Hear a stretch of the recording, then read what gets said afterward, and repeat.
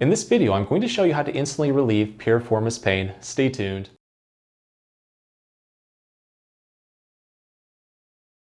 Hey everyone, Dr. Rowe coming to you from SpineCare in St. Joseph, Michigan. In this video, we're going to focus on a literal pain in the butt, which is the inflammation of the piriformis muscle.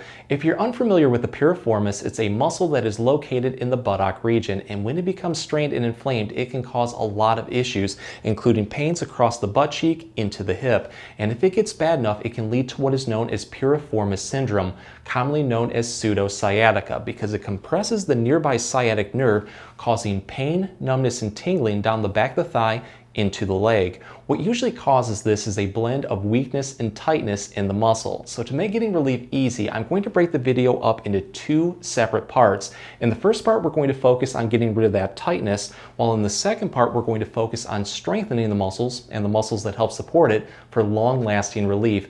While each part works differently, they are meant to work together. So make sure to go through all the exercises and use what works best for you. With that being said, let's get started. In the first part, we're going to focus on getting quick pain relief. This first exercise is called the step back. What we're going to do is start standing in a wide scissored stance with the painful side towards the back. This front foot, we're going to turn it inward as much as we can until we feel a really good activation of the muscles around the hip. Let's hold that and now do the same with this back foot. And if you do have a lot of balance issues, I would recommend doing this next to a wall or something you can grab onto for support. But with this back leg and foot, turn it inward as much as you can until you feel all the muscles around the hips start to fire, including the glutes and that piriformis. So once we're in position, what we're going to do next is now lean backward, placing all of our body weight onto this back heel. Do this slowly because you're really going to feel the glutes and the piriformis start to engage. And if you don't, just keep leaning back until you do. Once you feel that deep but comfortable activation, you're going to hold that and now take it to the next level by putting your arms out in front of you, kind of like a genie position, and now slowly turn through your waist towards that painful side.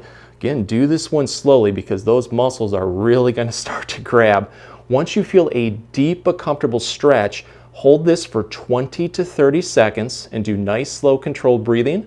From there, relax, take a breather, and then repeat this 3 to 5 times. And with each repetition, try to build into it just a little bit more. And then from there, switch legs and repeat on the other side just to help keep everything in balance. This exercise is a modified pigeon pose that you can do in bed or on a floor. Just lie flat on your back like this, have your legs roughly hip width apart, feet flat. Whatever side that you're having the most amount of pain, let's say it's your right side, place that side's ankle over your other side's knee, so when you look up, it should look like a figure 4. So the first part, what we're going to do is a light stretch by just taking this bent knee and pressing away from it using our leg and hip strength. Don't use your hands, use your leg strength. The more that you press away, the more that you're going to feel a deep activation of the muscles around the hip, including the glutes and the piriformis. Hold this comfortably for about 3 to 5 seconds, relax, and then repeat this 5 to 10 times. And with each repetition, challenge yourself by pressing into it just a little bit more. To deepen this stretch, what you can do is add in a pelvic rocker. So let's press that knee away from us, hold that, and now slowly rock and turn through our hips and pelvis towards the other side. But do this one slowly because you're really going to feel those muscles start to grab.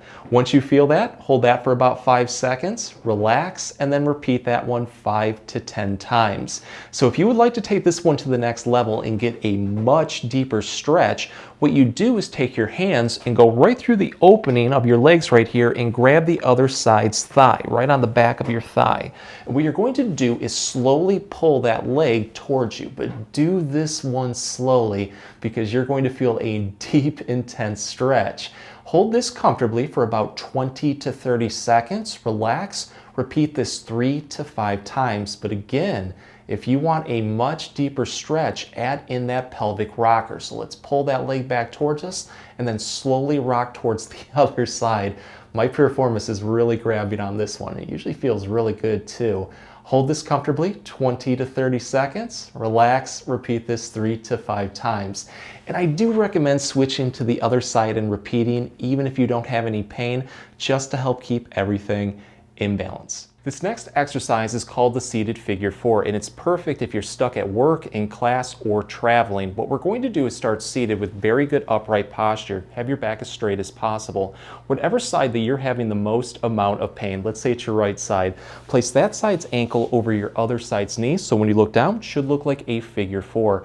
I know a lot of people are going to have difficulty getting into this position. To make it easier, you just straighten this other leg out like this, put your ankle over the other side shin, grab your pant leg or in front of the shin, and then slide it into position. So if your piriformis is really tight, even with gravity pulling your leg down, you're going to notice a very deep, intense stretch. How to control this stretch is to take your hands, put them around your knees like this, kind of like cupping it, and just allowing gravity to take your knee downward as much as possible, but stopping before the point where you're going to have any discomfort or pain. Once you hit that point, you want to hold this one comfortably for 20 to 30 seconds. From there, to release it, just lift up on your knee like this. Try to do this for 3 to 5 times, and with each repetition, just allow gravity to pull the knee down a little bit further.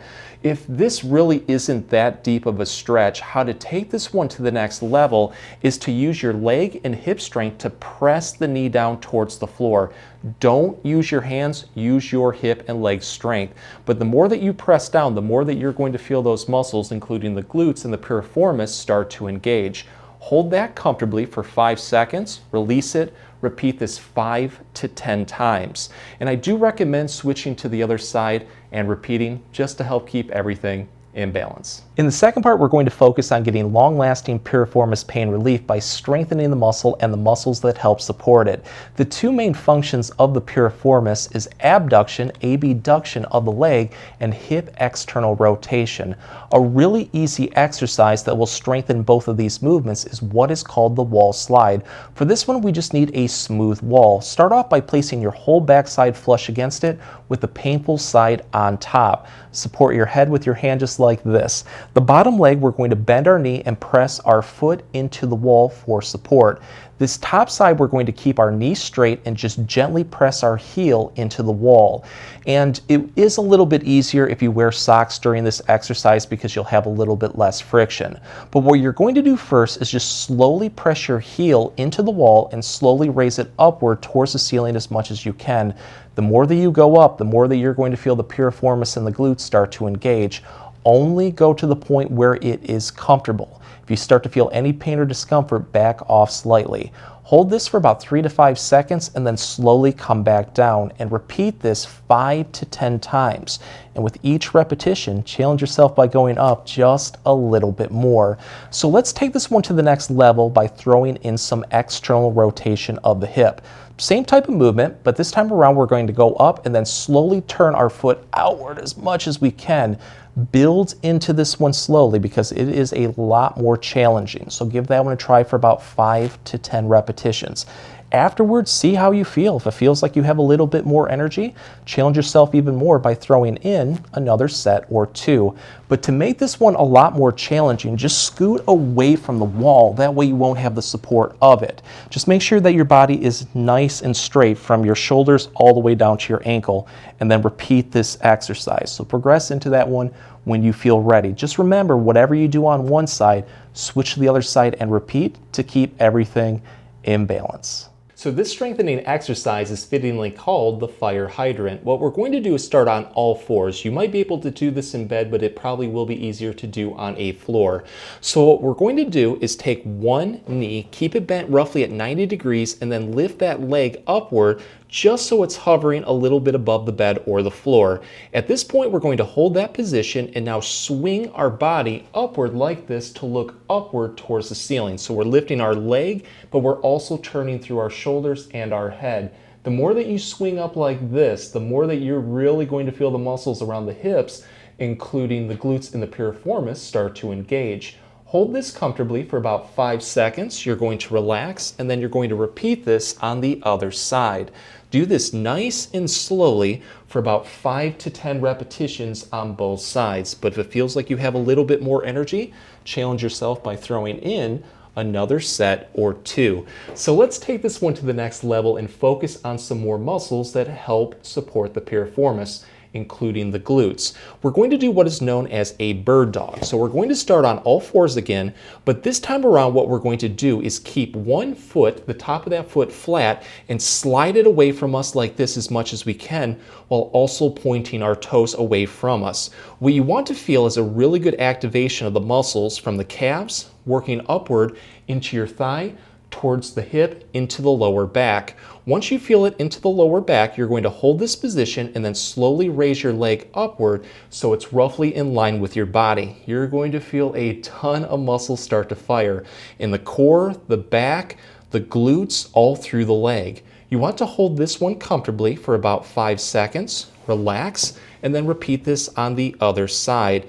Do this one nice and slowly for 5 to 10 repetitions. But again, if it feels like you have a little bit more energy, challenge yourself by throwing in another set or 2. If the exercises help, please support the channel by giving this video a like and maybe subscribing too. If you have any comments or questions, please leave them below. I'll get back to you as soon as I can.